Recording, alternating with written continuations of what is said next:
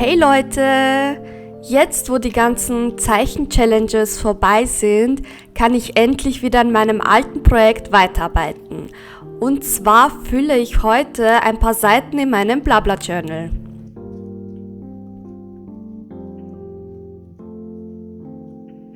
Für die Seiten, auf denen ich den Kühlschrank gestalten soll, habe ich schon grob eine Idee und hier könnt ihr das auch schon sehen.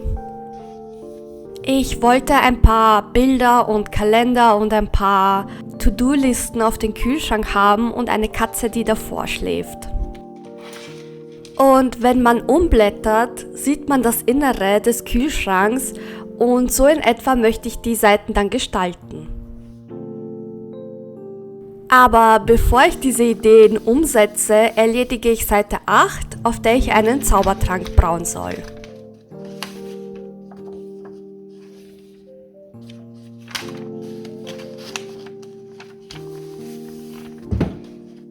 Ich hatte diese Vorstellung, dass ich die beiden Seiten gerne rosa anmalen möchte und das habe ich dann auch mit Wasserfarben gemacht.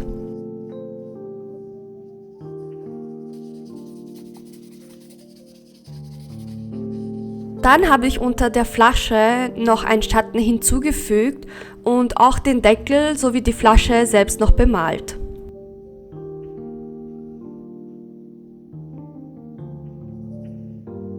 Während die Farbe trocknet, kümmere ich mich um den Trank und dafür habe ich kleine Plastiktäschchen gekauft und einen glitzernden Kleber, mit dem ich sie befüllen will, damit der Trank schön glitzert. Ich habe dann noch den Deckel des Klebers abgemacht, sonst hätte es ewig gedauert, die Tasche zu füllen.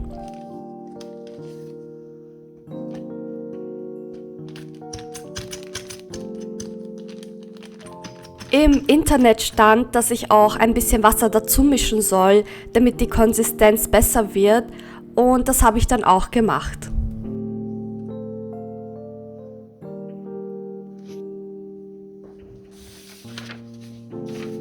Ich habe unter die Seite eine dicke Schneideunterlage gelegt und mit einem Stanley-Messer die Vorlage ausgeschnitten. Das Komische ist, obwohl ich der Vorlage wirklich exakt gefolgt bin und genau auf der Linie geschnitten habe, ist die Flasche trotzdem schief geworden und ich musste sie dann irgendwie retten, indem ich die linke Seite der Flasche nachgezeichnet habe und die rechte Seite noch einmal nachgeschnitten habe, damit das passend ist.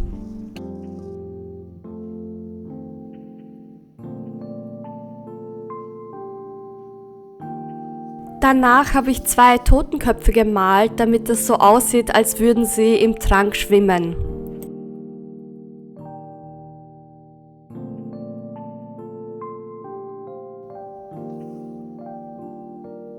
Ich habe den Hintergrund dunkel bemalt und die Augen sowie die Umrandung mit Buntstiften gezeichnet, damit sie schön hervorsticht.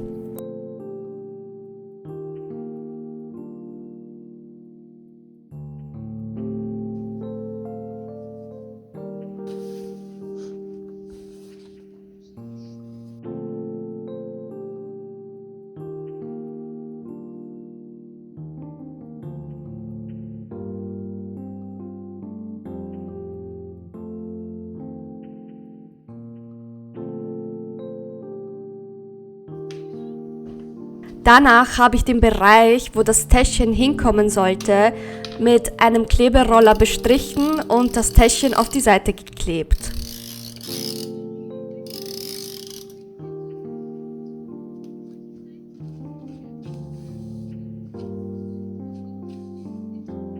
Als das erledigt war, habe ich auch die linke Seite beklebt und die Seiten vorsichtig zusammengedrückt. Leider ist aber unten eine kleine Falte entstanden, aber das ist nicht besonders schlimm.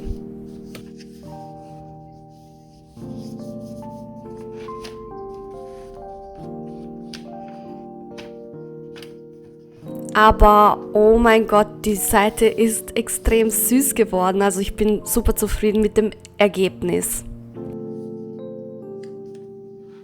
Ich habe dann noch den Deckel mit ein bisschen brauner Farbe bemalt, damit er etwas Struktur bekommt. Nachdem ich diese Aufgabe geschafft habe, können wir an den nächsten Seiten arbeiten, für die ich schon meine Skizze gemacht habe. Für den Kühlschrank selbst habe ich mir eine ähnliche Farbe wie am Cover vorgestellt, also so grün-blau gemischt.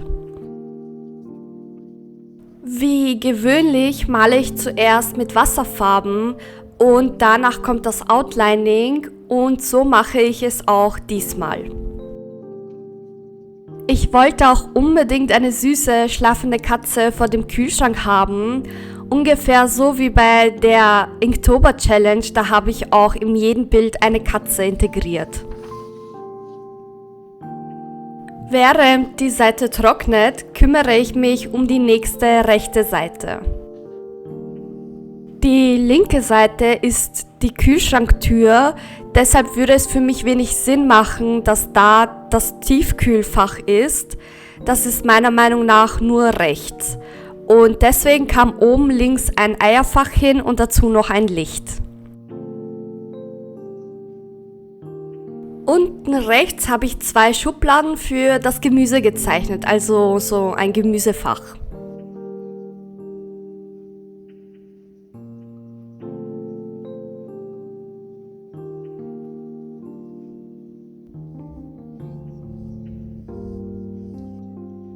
Auf der Türseite habe ich dann noch schmale Fächer gezeichnet, in denen man ebenfalls Essen aufbewahren kann.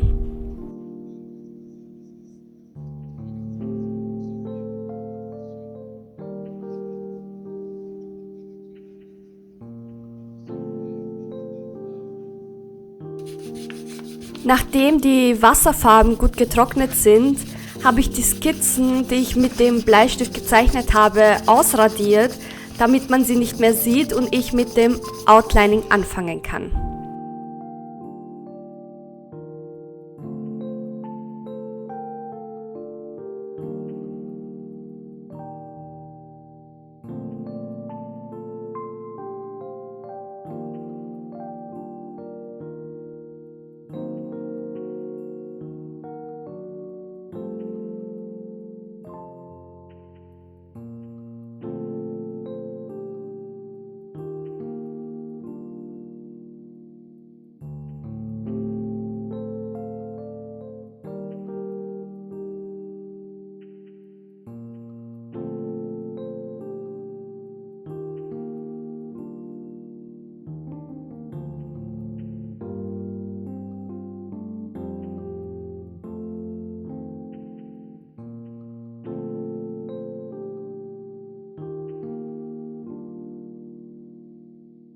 Auf der rechten Seite habe ich unten noch kleine Lüftungsgitter gezeichnet, was mir meiner Meinung nach sehr gelungen ist. Da jetzt das Grobe erledigt ist, habe ich mit den Details weitergemacht, wie zum Beispiel die Schachteln beschriftet und den Inhalt der Flaschen und Gläser gemalt.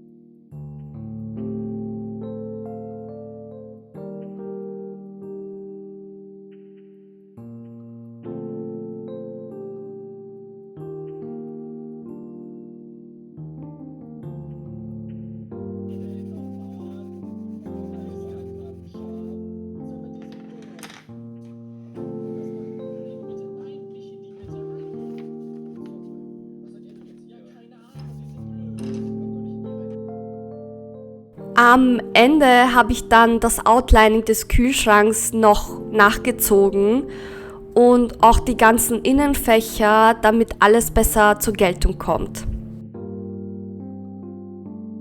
Was ich dabei cool finde, ist, dass ich das Outlining öfter nachgezogen habe und die Linien nicht direkt aufeinander sind. Und es hat sich in dem Moment richtig angefühlt und ich muss ehrlich sagen, dass ich dass ich das Ergebnis wirklich cool finde, dass es nicht so eine cleane Linie ist, sondern so mehrere chaotische sozusagen, also so chaotische Linien.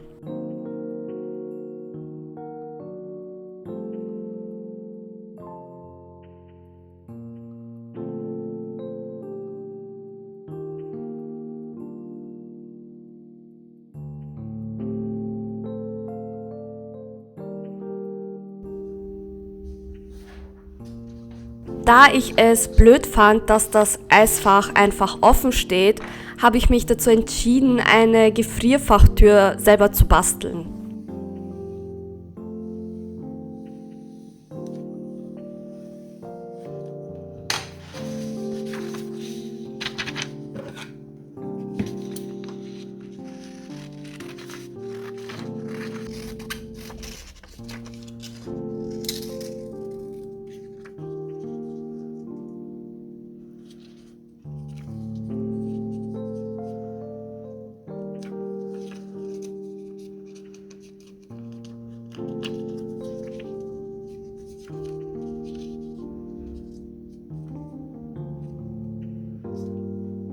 Ich habe versucht, denselben Kühlschrankgriff wie vorne beim Kühlschrank zu zeichnen und die Tür habe ich dann grau bemalt und sie schließlich an den richtigen Platz geklebt.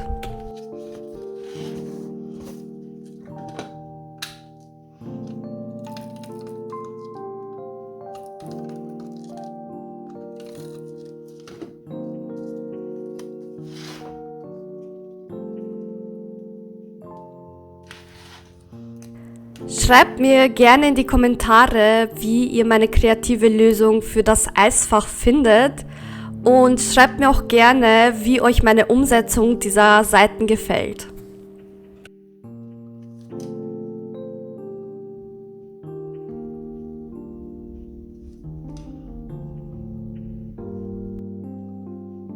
Vergesst nicht, meinen Kanal zu abonnieren für weitere kreative Videos. Und ich bin mit dem Ergebnis sehr zufrieden und es hat auch sehr viel Spaß gemacht, die Aufgaben kreativ umzusetzen.